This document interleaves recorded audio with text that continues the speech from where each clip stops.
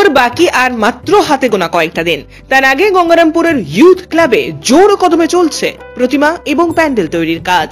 দক্ষিণ দিনাজপুর তথা গঙ্গারামপুরের বিগ বাজেটের পুজোগুলির মধ্যে অন্যতম ইউথ ক্লাব। প্রতি বছর এই ক্লাবের পুজো দেখতে মুখিয়ে থাকেন সাধারণ জনগণ।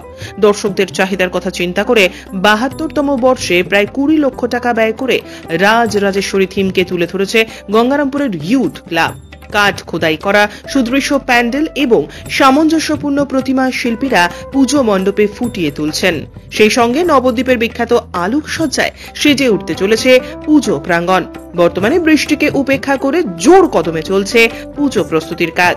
এ বিষয়ে গঙ্গারামপুর ইউথ ক্লাবের অন্যতম কর্মকর্তা বিপ্লব সেন কি জানালেন শোনাবো আপনাদের। Youth club Gangarampur youth club দক্ষিণ দিনাজপুর আমাদের ৭২তম এই পুজো, ৭২তম পা দিলাম। আর এইবার পুজো হচ্ছে আমাদের রাজেশ্বরী মন্দিরে মা দুর্গার বন্দনা।